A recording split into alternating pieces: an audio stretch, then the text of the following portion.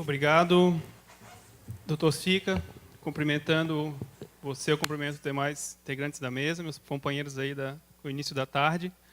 Boa tarde, presentes aqui ao auditório do Tribunal de Contas. Agradeço a presença da minha diretora, da Diretoria de Licitações e Contratos, e estendo agradecimento aos meus demais colegas que vieram a me prestigiar, e também a esse grande público que veio conferir o 16º Sinaop, e pessoal que veio de todos os estados, praticamente, do Brasil, quase todos os tribunais representados. É um grande prazer recebê-los aqui nessa maravilhosa Ilha da Magia.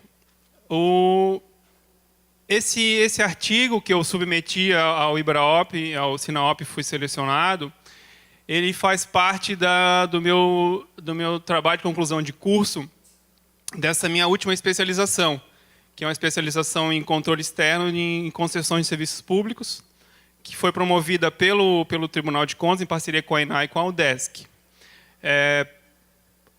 A gente percebeu essa necessidade, e foi muito feliz o Tribunal de Contas em promover essa especialização, em que mais de 25 auditores do tribunal aqui puderam fazer, e também membros do Ministério Público do Estado, porque estão pipocando diversas modalidades de concessão de serviço público. E a gente tem lidado diariamente com esse tipo de atividade. A nossa diretoria ela é dividida em duas áreas, a área dos técnicos e do pessoal da engenharia e a área dos juristas. Então, geralmente, nós fazemos a fiscalização ou uma análise dos editais de maneira conjunta, e aí também fazemos um relatório único, né, e submetemos ele para o jurisdicionado ou para o relator, dependendo do trâmite. Esse trabalho é apenas o segundo capítulo do meu TCC, que tem esse tema não muito querido por alguns gestores, mas que até aqui dentro também não tinha um posicionamento. Então, como eu fui submetido a um processo com esse assunto, eu acabei me aprofundando um pouquinho mais no assunto e depois transformei ele, então, no meu TCC. Qual que é o nosso contexto, então, de eu ter lidado com esse assunto? Primeiro, que os serviços de saneamento básico, e aqui tem especialistas que não vão me deixar mentir, eles foram basicamente entregues para as companhias estaduais fazerem todo o processo, planejar, executar, fiscalizar. Ou seja, o município ele só delegava, sem ter nenhum comprometimento com esses serviços, como se não fosse a sua titularidade, para então que as companhias estaduais desempenhassem. Houve o Planasa, né, na década de 70, e com esse Planasa, basicamente, todos os municípios brasileiros firmaram convênios com as companhias estaduais, e Santa Catarina não foi diferente. Acontece que esses convênios eles tinham prazo limite de vigência. E, a partir do início dessa década, quer dizer, no início dos anos 2000, começaram a encerrar esses prazos, começaram a vir a termo, e aí o município se viu, então, com um problema. O que fazer? Como resolver essa questão? Eu sou titular, eu que tenho que me preocupar com a execução desse serviço, mas a companhia estadual aqui tem os equipamentos, que tem o know-how, que prestou serviço aqui no meu município durante 30 anos. E aí? E aí que os municípios passaram a ser cobrados pelo Ministério Público, pelos tribunais de contas, pela própria sociedade organizada, em ou resolver sua questão com a companhia estadual, e aí continuar essa prestação de serviço, ou assumirem e passarem a prestar diretamente, ou ainda fazerem uma licitação e delegar para a iniciativa privada tocar o serviço. Então, hoje nós temos uma diversidade de modelos de prestação desse serviço. Mas, até o início do final dos anos 2000, final de década de 90, as companhias estaduais estavam praticamente 90% dos municípios brasileiros sob a sua responsabilidade. Acontece que o cenário hoje é diferente. Nós temos uma lei, um marco legal, vamos dizer assim, do setor de saneamento, que é a Lei 11.445, de 2007. Nós temos também a Constituição Federal, que veio trazer novas diretrizes para essa área. Então, tudo isso trouxe um novo contexto que é importante nós como órgãos fiscalizadores, nos debruçarmos sobre essa questão. Muitos municípios, por questões políticas, acabaram fazendo, ou melhor, acabaram não se preocupando com o término desses convênios. E, para não deixar o serviço sem continuidade, por um problema, solução de continuidade, que é um serviço essencial, que não pode parar, acabaram firmando contratos de curta duração, ou contrataram emergencialmente algum prestador. Tal. Então, há realmente problemas nessa área e a gente não pode se furtar. Só que não é mais como antigamente. Hoje, definitivamente, o município não pode fazer diretamente um convênio com a companhia estadual. E é isso que eu venho trazer aqui para vocês. Como é possível, então, que o município possa continuar tendo o serviço prestado pela companhia estadual e em que condições? Falando um pouco mais genericamente, né, então, a Constituição Federal ela inaugurou um novo princípio federativo, né, por mais que ainda haja uma centralização de recursos e políticas públicas no nível federal, já se perpetua também um âmbito de cooperação, um modo de agir cooperadamente, conjuntamente ou concomitantemente entre os municípios, o Estado e a União. Essa centralização ela não é positiva, a gente vê aí a marcha dos prefeitos todo ano indo a Brasília e pedindo um pouco mais, né, desse quinhão, dessa parte que também arrecadada dos impostos. E isso reflete também não só no dinheiro especificamente, mas também em políticas públicas, né? A União ela detém mais condições econômicas e técnicas de auxiliar os municípios, que muitas vezes são de pouca capacidade de investimento e também de execução de serviços públicos. Então, a Constituição vem criar esse modelo de cooperação. O município, a União se coopera com o município, a União se coopera com os estados se cooperam entre si, o Estado pode se cooperar também com o município, e os municípios também podem trabalhar de uma maneira cooperada entre si. O objetivo é ganhar economia de escala, superar obstáculos que o município sozinho não teria condições de resolver. Então, por meio, né, desse arcabouço jurídico, legal, constitucional, é possível, então, essa união de esforços para resolver interesses públicos, interesses comuns, interesses sociais. E é essa lógica, então, que resguarda essa possibilidade de acordos e ajustes. A descentralização ela nem sempre é mais vantajosa, ou seja, só repassa o recurso para o Estado ou para o município. Às vezes o município não tem condições de aplicar bem e com qualidade esse recurso, então a gestão compartilhada e, ao mesmo tempo, por meio de uma cooperação federativa, ela às vezes resulta mais efeitos do que apenas só repassar o recurso. Como eu falei, essa gestão compartilhada, essa cooperação, ela pode ser no nível horizontal, ou seja, entre, né, os entes de nível hierárquico diferente, a União, Estado e município, ou no nível vertical, né? Quer dizer, o contrário, horizontal, município, e vertical, então, estados e municípios, União e municípios. Como eu falei, o objetivo é alcançar objetivos comuns. E aqui não só na área de saneamento, tá? A gente tem também formas cooperadas para resolver problemas da ordem econômica, na ordem de gerenciamento de água, resíduos sólidos, transporte, mobilidade. Então, é uma gama realmente de problemas que podem ser resolvidos e que até eu acho que devem ser resolvidos de uma maneira cooperada. Tudo que pode ser pensado conjuntamente acaba resultando em efeitos mais positivos, principalmente porque diminui o custo, né? Aquilo que eu teria que arcar sozinho, eu vou dividir com outros entes para melhorar o meu desempenho. Então, onde que está essa previsão dessa gestão compartilhada, desse princípio federativo de trabalhar conjuntamente? É no artigo 241,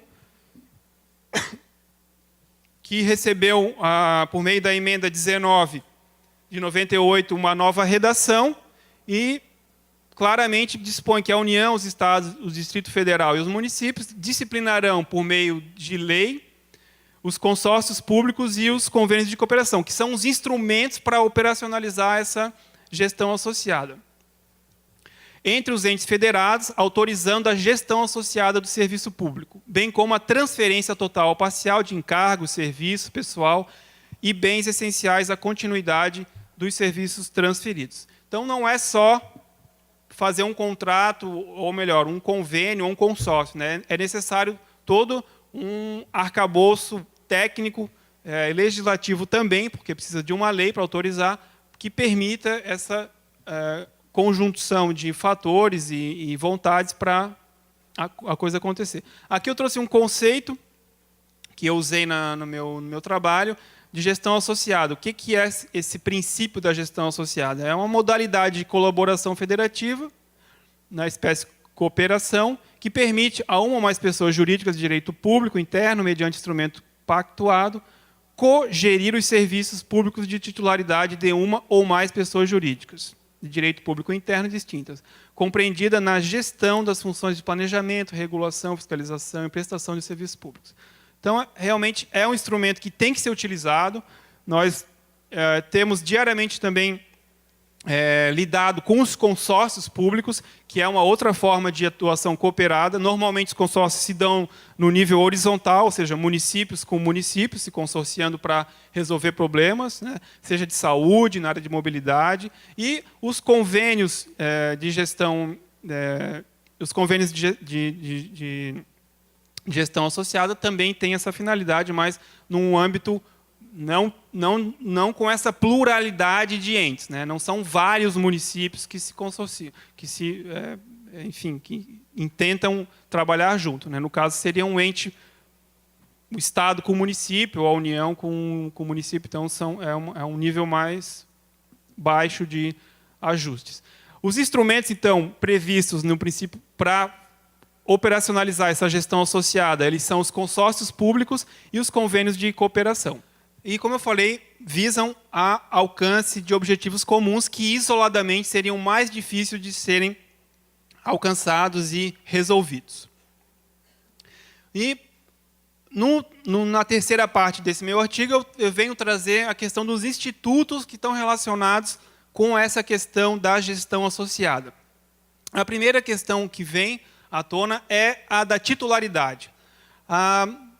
Os estudiosos da lei do saneamento sabem que, infelizmente ou felizmente, a lei não disse exatamente quem é a titularidade na prestação do serviço público. Então, a gente tem que buscar uma interpretação sistêmica do ordenamento jurídico, principalmente com base na Constituição, que nos leva a afirmar, sem dúvida, que dentro do município é sua competência, responsabilidade e atribuição prestar diretamente ou na forma delegada os serviços de saneamento, que inclui água, potabilidade, distribuição, o esgoto, o seu recolhimento e o seu tratamento, a limpeza das vias públicas e a drenagem, né,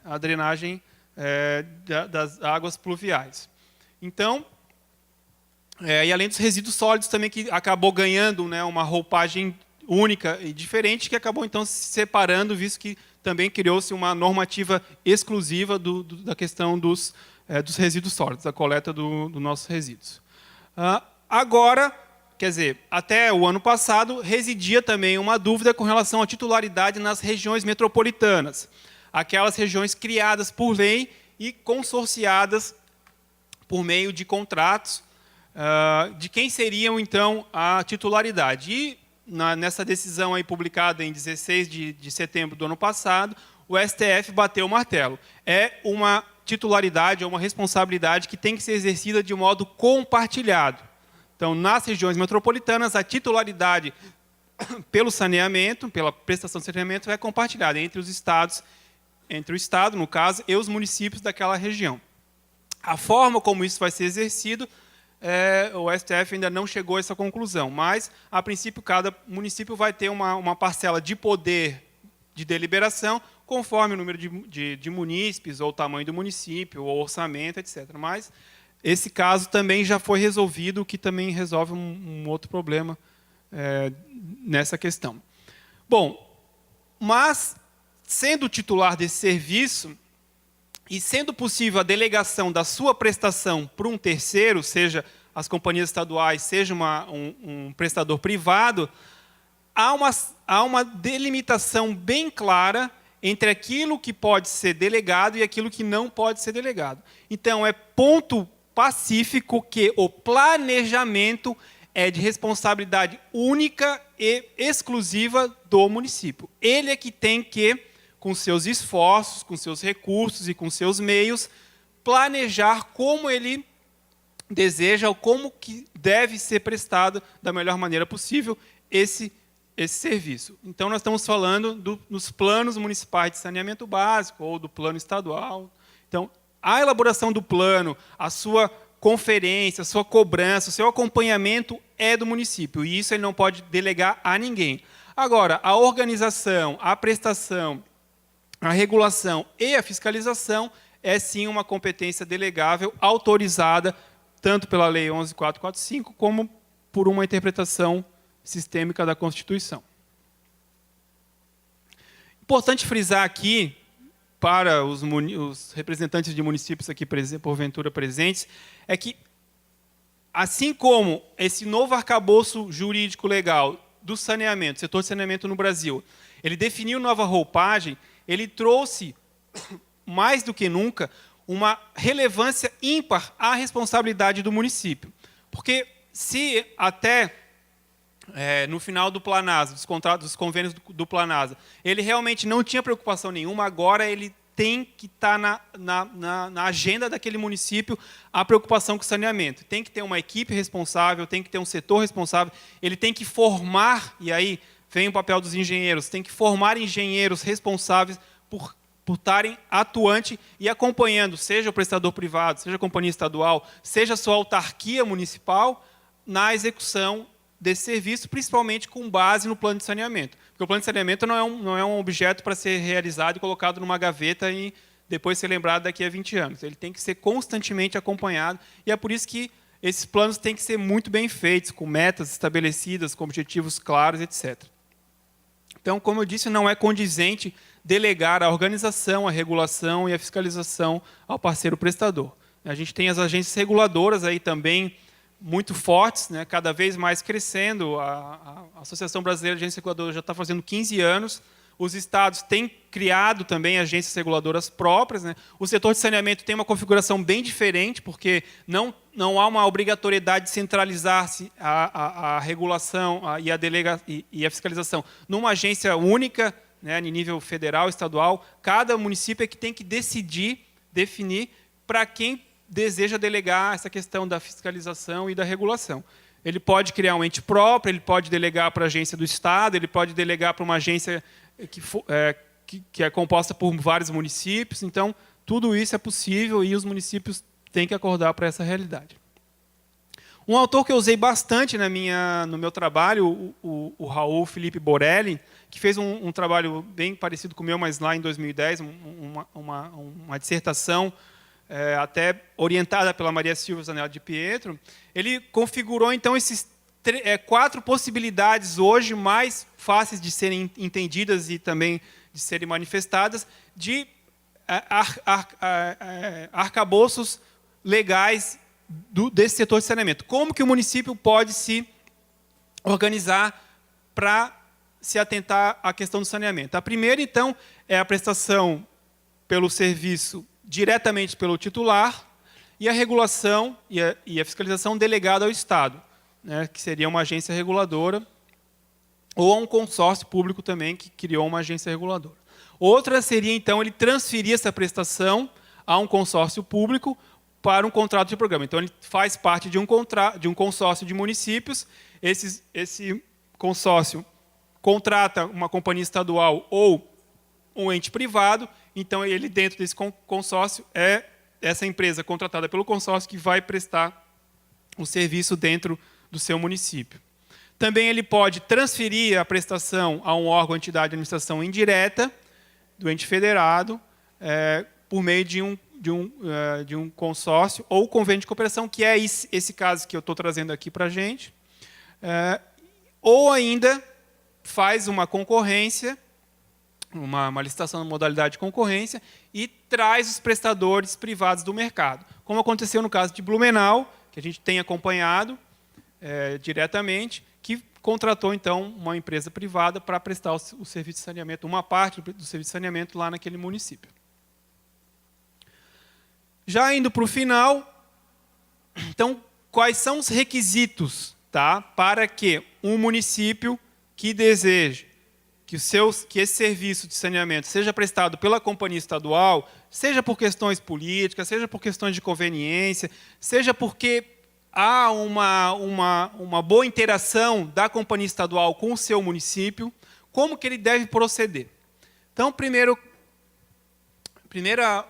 passo a ser seguido é esse município firmar um convênio de cooperação com o Estado.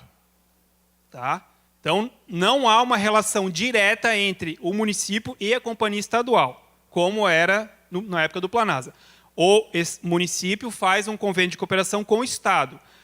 Aí vai estar escrito nesse convênio que o Estado tem a interveniência, né, tem a intermediação da sua companhia estadual, que também assina o documento, também faz parte, mas há uma relação bilateral, né, diretamente entre o município e o Estado. A companhia estadual entra como uma interveniente. Feito esse convênio de cooperação, ele assinado, publicado, dado suas devidas formalidades, aí sim o município conveniado faz um contrato diretamente com a companhia estadual, que é o chamado contrato de programa. Só lembrando que esse contrato de programa ele não tem validade jurídica se não houver, então, esse convênio de cooperação que dê o seu resguardo, tá? que dê validade a esse contrato de programa. Também frise-se, mais uma vez, que qualquer possibilidade ou qualquer intenção do município fazer um convênio, um outro convênio, ou renovar aquele convênio antigo, fica expressamente vedada e o tribunal vai rechaçar de pronto qualquer avança nesse sentido. Só que, para que os contratos de programa sejam válidos, eles também precisam seguir alguns requisitos mínimos estabelecidos na lei do saneamento. Então, primeiro de tudo é que o município não pode contratar a companhia estadual se não tiver o seu plano municipal de saneamento básico pronto, elaborado, debatido, aprovado por decreto, que não é o melhor, ou por lei municipal, tá? Mas, obrigatoriamente, ele vai ter que estar com esse plano municipal pronto, ali, esperando para ser cumprido. Porque é com base nesse plano que todo o contrato de programa vai estar embasado. Sem esse plano, não adianta que o município vai ter que dar outro jeito de prestar o serviço, seja com um contrato temporário ou outra maneira. Nós acompanhamos aqui em Santa Catarina um esforço muito grande da Secretaria de Desenvolvimento Econômico e Ambiental, de Sustentabilidade, em dar condições aos municípios de pequeno porte em elaborarem seus planos municipais. Hoje, mais da metade dos municípios catarinenses já tem o seu plano municipal, o que facilita, então, a execução dos serviços. É claro que a gente está falando nesse nível, né, nessa possibilidade. Para os demais casos, também é importante que o município também tenha o seu plano, seja para prestar diretamente, seja para contratar um ente privado. Além disso, o estudo de viabilidade econômica, técnica, que faz parte do plano, as normas de regulação para o cumprimento das diretrizes da Lei Nacional de Saneamento. Então, as normas de regulação induz ao município já também delegar essa questão a uma agência reguladora ou a um outro ente. Normalmente, nos contratos de programa feitos com a Casan, é a agência reguladora do Estado, a AGESAN, que entra como ente regulatório dessa avença. A designação da entidade de regulação, está relacionada ao item de cima, e uma audiência pública ou consulta sobre a minuta do contrato de programa, para que a população tenha conhecimento de qual opção que o município está adotando e que isso possa fazer parte, né? Há um grande incentivo à lei de saneamento que a sociedade participe de todo esse processo, não só no planejamento, mas também durante a realização da avença e também depois na execução desse plano. É o controle social que tem que realmente vigorar. Além disso, autorização para a contratação dos serviços, né, os prazos mais a área atendida, inclusão de metas progressivas e graduais de expansão, qualidade, eficiência e uso racional de água, energia e outros recursos, tudo também vinculado ao plano, né? Se o plano for bem feito, ele vai conter esses elementos. Prioridades de ação compatíveis com as metas estabelecidas. Então, não adianta dizer que eu vou universalizar a coleta de esgoto se eu tenho uma área enorme, né, que no meu plano está previsto lá em 30 anos e o contrato de programa vai me dizer que eu vou resolver em 10. Então, essa incompatibilidade realmente tem que ser cuidada quando esses contratos forem elaborados. Ainda, condições de sustentabilidade e equilíbrio econômico-financeiro. Sistema de cobrança, como que vai ser cobrado de composição das tarifas, sistema de reajuste e revisões tarifárias, políticas de subsídios. Aqui também um pouco ligado às exigências dos contratos de concessão, previstos na Lei 8987 de 95. São cláusulas obrigatórias e essenciais que nós sempre verificamos também nas nossas análises. Por fim, também mecanismos de controle social nas atividades de planejamento, regulação e fiscalização. Aqui há uma obrigatoriedade dos municípios criarem seus conselhos municipais de saneamento, que são o fórum, né, a instância ideal para que esses assuntos sejam debatidos e levados adiante. Esses conselhos eles têm que ter um papel bem atuante nesse momento. E as hipóteses de intervenção e retomada do serviço, que também estão ali previstas na lei de concessões, no 8987, devem ser utilizados. Bom, vejam que é um novo arranjo, é uma nova situação, e que os municípios ainda não se atinaram. Constantemente, nós temos recebido tanto representações da Casan, ao terem seus municípios ali que prestam serviços rebelados, entre aspas, ou seja, que não querem mais a companhia estadual, reclamando. E, de outro lado, nós também temos a lamúria dos prefeitos e dos gestores públicos dizendo que a Casan não ajuda, não entrega as informações, não imprime esforços para também entregar ou devolver essa prestação para os municípios. A Casan, segundo o seu último balanço publicado esse ano, presta atualmente o serviço para 196 municípios catarinenses e mais um no Paraná.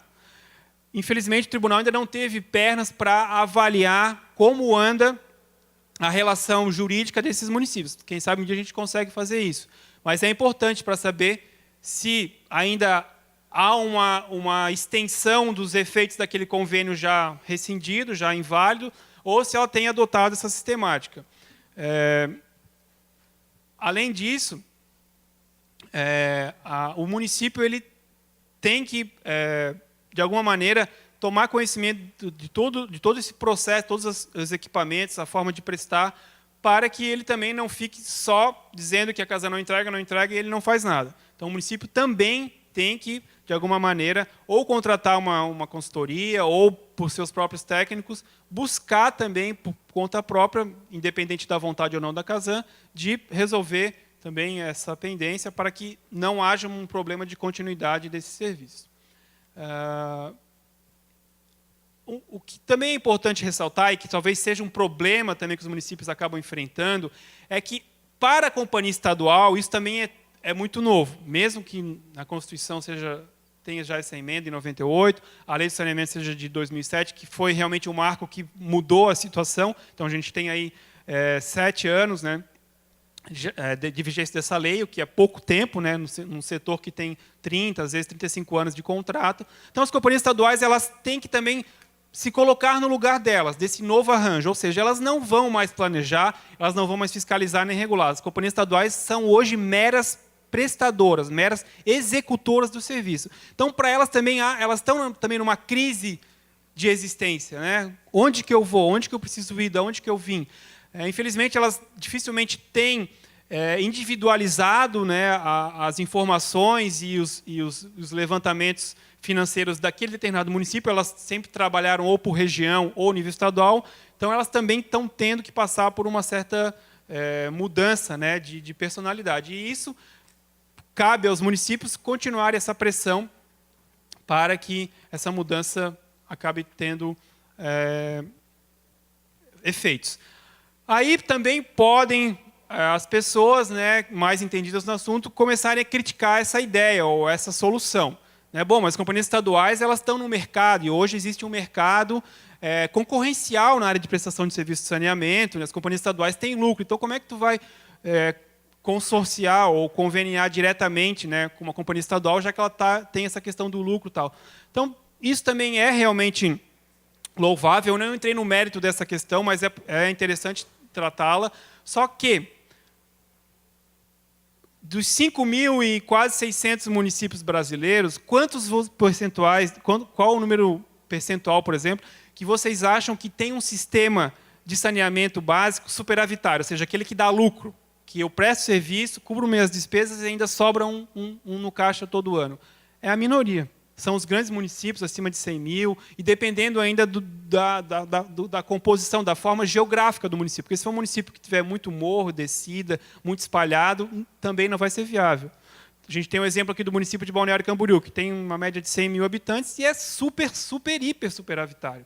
Então, quem não quer atuar ali? Tanto é que o município se tocou disso e assumiu o saneamento. Está prestando diretamente, mesmo que contrate ali alguns serviços por terceiros, mas está assumindo diretamente, está tendo receita desse lucro. E a Casan, obviamente, que também não pode ser relegada só a atender os municípios deficitários, mas ela acaba tendo esse perfil de atender os municípios deficitários, enquanto que as companhias privadas não teriam interesse. Esse município ia ficar minho. Então, tem essa questão também para ser sopesada. Bom, é isso que eu queria falar para vocês. E só frisar, então, que hoje é o município o verdadeiro protagonista na execução do serviço de saneamento, mas que ele não fica desamparado. Ele tem condições de fazer isso de uma maneira bem feita, com eficiência, com eficácia, com efetividade, buscando o bem comum dos seus administrados. Fico à disposição. Obrigado.